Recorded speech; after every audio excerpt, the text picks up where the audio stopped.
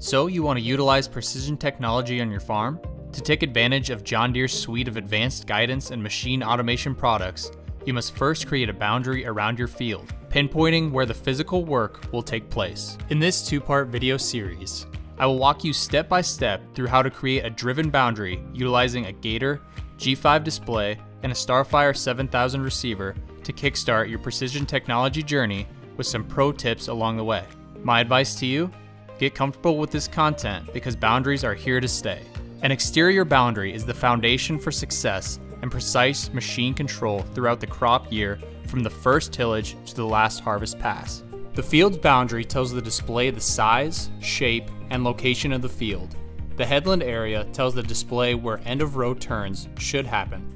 These two types of boundaries are used as the reference points that enable John Deere's current guidance and automation products like AutoPath, Section Control, and AutoTrack Turn Automation. Full disclosure, a higher quality boundary will be required for the use of fully autonomous vehicles in the future. But don't let that stop you from experiencing the power of field boundaries. A driven recorded boundary provides precise machine automation and customer recognized value now.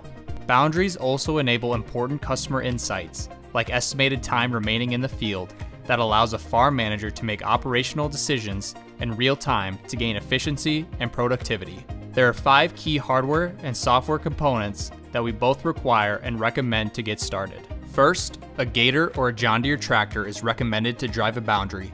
However, you can use your John Deere combine as well. You will also need a G5 or Gen 4 display with core automation software capabilities, a Starfire receiver with SF3 or higher correction signal. Note that the GPS accuracy must be at least 90% to begin recording a driven boundary.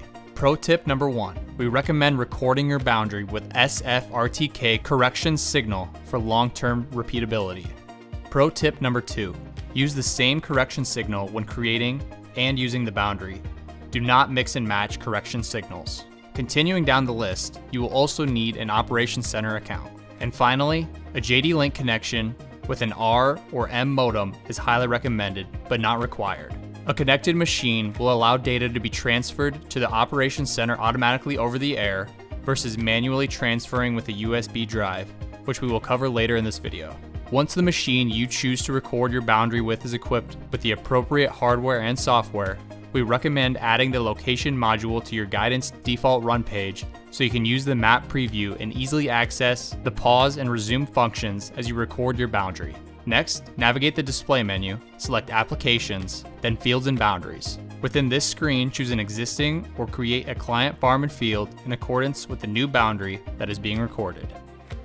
Next, hit the Create Boundaries yellow plus button. The pop-up will allow you to choose between creating your boundary based on an existing coverage map or by driving the perimeter of the field. Today, we will be demonstrating how to create a driven boundary, which is the most accurate way to control a boundary shape and can be recorded as you are performing actual field work. Before recording a boundary, completing a proper terrain compensation module, otherwise known as TCM calibration, is critical to successful performance. A boundary recorded with an uncalibrated TCM can cause poor performance when using AutoTrack, ATIG, ATTA, and AutoPath, and will require the boundary to be re-recorded.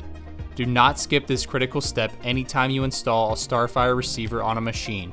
See the video linked in the description below for more information on how to complete this step. Once you select the driven boundary option, rename the boundary you are about to create. Pro tip number 3, detailed naming for each client, farm, field, and boundary is critical to your success. Name the field boundary with relevant information to identify how and when it was created. Consider including the date the boundary was recorded, the boundary creation type from coverage or driven, and the Starfire receiver correction signal used. With this, the client farm field names must be accurate. Orgs with correctly named and well-organized CFF and boundaries will see the full value of the tools at hand.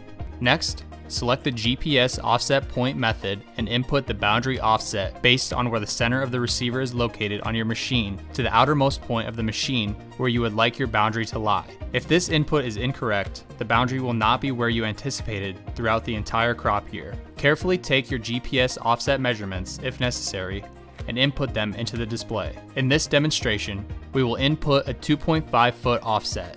which again represents the distance from the center of the Starfire receiver to the outside of the tire where we want the exterior boundary to be recorded. It is important to understand that if you run an implement that is wider than its track spacing, that extra iron needs to be accounted for in the GPS offset to ensure the implement stays within the field boundary throughout the entire operation. This is accomplished by simply calculating the distance from outermost row to the end of the implement minus half of row spacing and adding that number to the offset. Once you have input your offset, click the green Start Recording button and you're ready to drive around the perimeter of your field.